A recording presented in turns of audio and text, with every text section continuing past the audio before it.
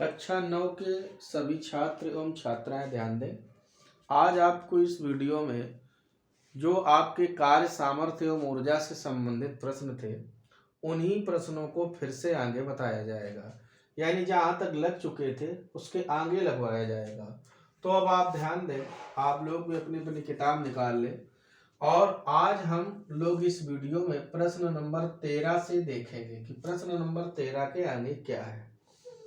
देखिए, प्रश्न नंबर 13 का हल इस प्रकार से है कि एक मनुष्य 6 सेकंड में, यानी समय कितना दिया है t बराबर 6 सेकंड, एक मनुष्य t बराबर 6 सेकंड में 120 जूल कार्य करता है। यानी कार्य W बराबर 120 जूल। पूछ क्या रहा है? मनुष्य की शक्ति। बहुत आसान पार्ट इसने पूछा है, शक्ति का मान पूछा है। तो आप लोग जानते हैं, चूंकि शक्ति P बराबर फार्मूला होता है W/T, यानी वर्क अपॉन टाइम। बहुत आसान प्रश्न है। W की वैल्यू हो गई 120 और T की वैल्यू हो गई 6, तो 6 दूनी 12 और 0 आ गया। तो शक्ति का मात्रक क्या होता है? वाट या जूल प्रति सेकंड। चलिए, तो ये क्वेश्चन तो हमारा अत्यंत छोटा क्वेश्चन था, इसको हमने पूरा किया। अब हम आगे चलते हैं अपने प्रश्न नंबर 14 में।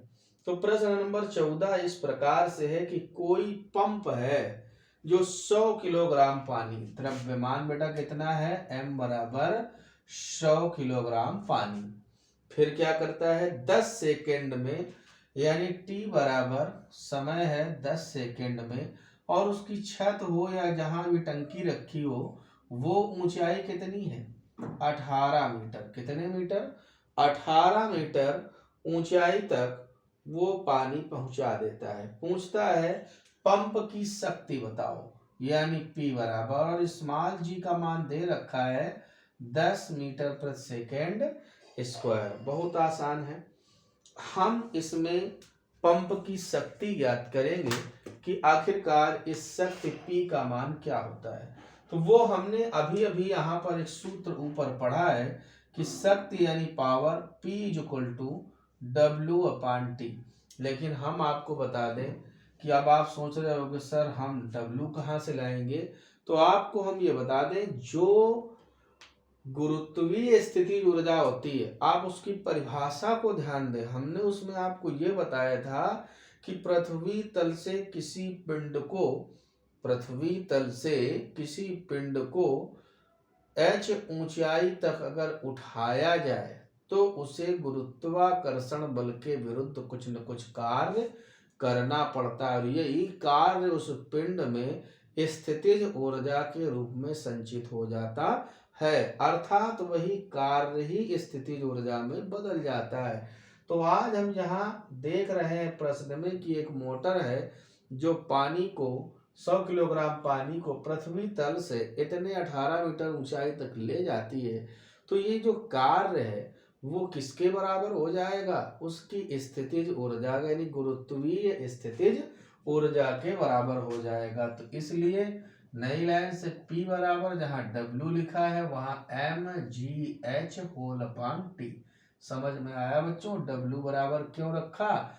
क्योंकि यही कार्य है जो गुरुत्वीय स्थितिज ऊर्जा के रूप में संचित हो जाता है। अब m का मान देखिए 100, g का मान देखिए कितना है 10, और h का मान देखिए कितना है 18, और समय आपके पास कितना है सेकंड में 10। तो ये 10 से 10 कैंसिल, हमें मिल गया यहाँ से m हमने रखा 100, g रखा कितना 10, और h का मान कितना है 18, और समय है 10 सेकंड। तो 18 में जब गुणा होगा 100 से तो 1800 वाट भी कह सकते हैं। यदि किलोवाट में आप जवाब देंगे तो कितने से भाग देंगे? 1000 से। तो जैसे ही भाग दोगे 1000 से तो ये आपका मात्रक किस में बदल जाएगा? किलोवाट में। तो 2 0 से 0 इसमें भाग दोगे 1.8 किलोवाट। अब भाई आपकी मोटर है, पंप है, उसकी सामर्थ्य अगर लिखना है तो आप किलोवाट में लिख दें तो और अच्छा है। तो आपका जवाब यानी सामर्थ्य P बराबर क्या हो गया? 1.8 किलोवाट। कितने किलोवाट? 1.8 किलोवाट। अब आप ध्यान दें, इसके बाद अपने प्रश्न नंबर 15 को देखो। ये तो था प्रश्न नंबर 14। अब अगर हम प्रश्न नंबर 15 को देखें तो वो क्या है, उसको भी हम पढ़ रहे हैं। ध्यान दीजिए, एक कुली है, 60 किलोग्राम का वजन अपने सिर पर रखे है, यानी द्रव्यमान कितना है? m बराबर 60 किलोग्राम। फिर आगे क्या बोलता है?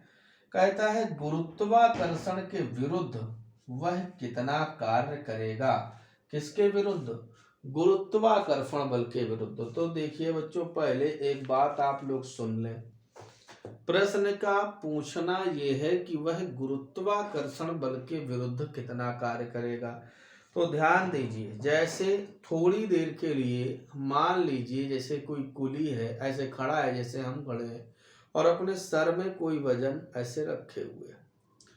आप सोचिए, उस वजन के कारण उसमें बल कहाँ लग रहा होगा, यानी भार के कारण जो उसके बल के कारण यानी जो भार है उसकी दिशा कहाँ होगी? नीचे की ओर। तो ये तो हो गई एक तरह से भार की दिशा, यानी वो कहाँ है? नीचे। यानी बल की दिशा कहाँ है? नीचे की ओर। अगर वो क्षैतिज दिशा में चलेगा, अब देखो बल की दिशा में विस्थापित हो तो उसे जमीन के अंदर जाना चाहिए। ऐसा तो बेटा होता नहीं है। क्या होता है? वो प्लेटफार्म में चलेगा ऐसे क्षैतिज। तो अगर वो प्लेटफार्म में चलेगा, ध्यान देना जरा, तो बल की दिशा तो हमारे सर में रखे हुए वजन की वजह से कहाँ हो गई? ठीक नीचे।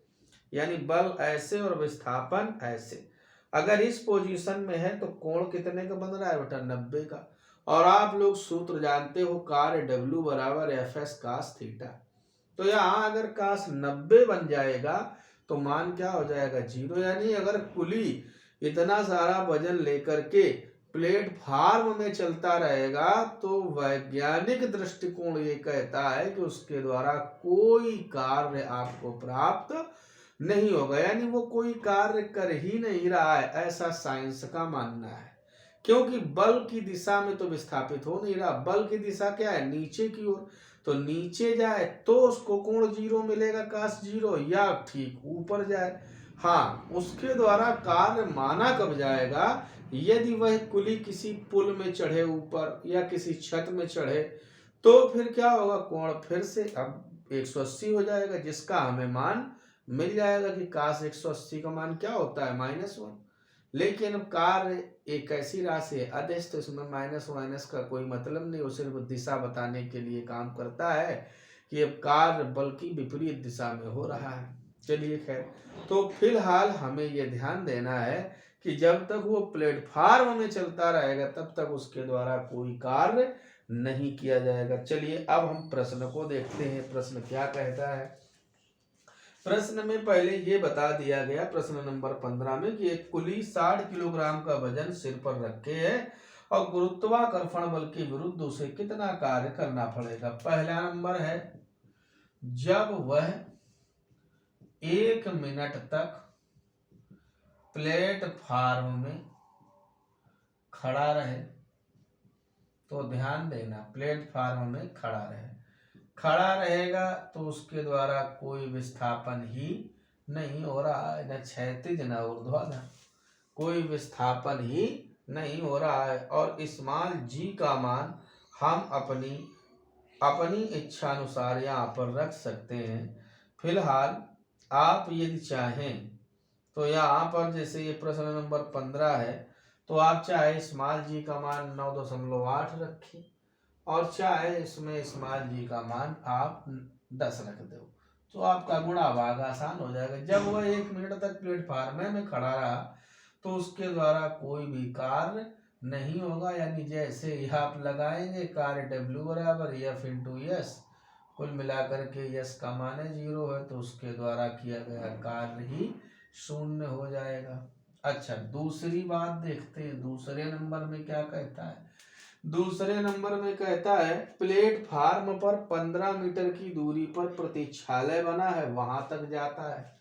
तो हमने मान लिया कि वो 15 मीटर दूरी तक गया, लेकिन जो कोण है बेटा, अभी अभी हमने आपको एंगल बताया है कि जब वो क्षैतिज चलेगा, बल कहाँ लग रहा है, नीचे, और चल कहाँ रहा है, क्षैतिज, तो कोण थीटा का मान क्या होगा, 90 अंश। तब W बराबर एफ एस कास थीटा से जैसे ही आप लगाओगे तो भार तो एम जी कहाँ की ओर काम करेगा, नीचे, यानी 60 गुणते जी। कितना वजन रखे हैं, 60 किलोग्राम का वजन है, तो 60 गुणते जी तो हो गया, लेकिन यस भी हो गया 15, लेकिन कास 90 आ गया, और चूंकि आप जानते हैं कास 90 का मान होता क्या है, 0, तो ये पूरा का पूरा हमारा हल 0 हो गया। तो इस तरह से उस समय भी कुली द्वारा कोई कार्य प्राप्त नहीं होगा। कब, जब वह क्षैतिज चलेगा। अच्छा, इसके बाद तीसरा स्टेप उसका महत्वपूर्ण है। तीसरा स्टेप उसका ये है, प्रश्न में ये कहता है तीसरे स्टेप में कि जब वह 5 मीटर ऊंचे पुल में चढ़ता है, तो अब यहाँ निकल आएगा। अब यहाँ पर क्या है, m बराबर तो वही रहेगा। अब वो एक 5 मीटर ऊंचे पुल में चढ़ता है। अब जब ऊंचाई में जाएगा तभी तो वो गुरुत्वाकर्षण बल के विरुद्ध होगा, वही तो हमें चाहिए उतनी देर से। तो प्रश्न ये कहता है कि जब वो 5 मीटर ऊंचे पुल पर चढ़ेगा तो उसे गुरुत्वाकर्षण बल के विरुद्ध कितना कार्य करना पड़ेगा। तो यहाँ लिख देना प्रश्नानुसार, जो कार्य W है वही तो स्थितिज ऊर्जा के बराबर होगा। किसके बराबर होगा, स्थितिज ऊर्जा के, यानी बराबर mgh। तो m का मान कितना है, 60, m का मान 60 हो गया। g का मान कितना हो गया, g का मान हम कहते हैं, अगर गुणा भाग के लिए सुविधा चाहते हो तो चलो हम 10 ही रख देते हैं, और h का मान कितना है, 5, कितना है, 5। तो अब ध्यान दें, जब गुणा होगा तो 6 पंचे 30, और इसके आगे डबल 0, यानी 3000 जूल आ जाएगा। कितने जूल, 3000 जूल। तो अब आप अपने प्रश्न नंबर जब 15 का हल देखेंगे तो 15 के हल में ही नहीं दिया है इसका। जैसे आपको अगर आप कभी आप आंसर भी मिलाएंगे तो हम इस किताब में देख रहे हैं कि केवल पहले और दूसरे प्रश्न का तो हल है, लेकिन तीसरे प्रश्न का कोई जवाब नहीं। तो आप परेशान ना हो कक्षा 9 के छात्र, आंसर यही आएगा। W जो होगा वो स्थिति ऊर्जा के बराबर हो जाएगा, और सूत्र ये लग जाएगा mgh, और यही मान आपका आएगा। अब आप लोग प्रश्न नंबर देख लीजिए 16 नंबर प्रश्न क्या है। 16 नंबर है, एक मशीन 1 मिनट में, यानी समय है t बराबर 1 मिनट, और अगर हम इसको सेकंड में बदलें तो क्या हो जाएंगे, 60 सेकंड है क्या। 60 सेकंड में कितने जूल कार्य करती है, यानी कार्य W बराबर 6 गुणते 10 की घात 3 जूल कार्य करती है। ठीक है, तो जब इतने जूल ये कार्य करती है तो कहता है मशीन की सामर्थ्य बताओ। मशीन की सामर्थ्य, सामर्थ्य का मतलब वही पावर, P पूछ रहा है। बड़ा आसान क्वेश्चन फिर से आ गया। हम जानते हैं चूंकि सामर्थ्य P बराबर W अपान T। देखो बेटा, W का मान 6 गुणते 10 की घात 3, और T का मान कितना है, 60, तो ये कट जाएगा। हमें जवाब क्या मिल जाएगा भाई, यहाँ 10 की घात 3 से एक घात इसकी, तो बस केवल 100 आ जाएगा। यानी हमारे 16वें प्रश्न का जवाब क्या होगा कि उस मशीन की सामर्थ्य कितनी आएगी, 100 वाट। इस प्रकार से हमने प्रश्न नंबर कौन कौन से, प्रश्न नंबर 13 को देखा, 14 को देखा, 15 को देखा और 16 को, यानी इन 4 प्रश्नों का हल हमने इस वीडियो में देखा। तो अब हम सबसे पहले अपने इन 4 प्रश्नों को हल करेंगे, और उसके बाद बचे हुए शेष जो प्रश्न हैं उनको हम अगले वीडियो में देखेंगे। तब तक इन प्रश्नों को आप लोग तैयार करें।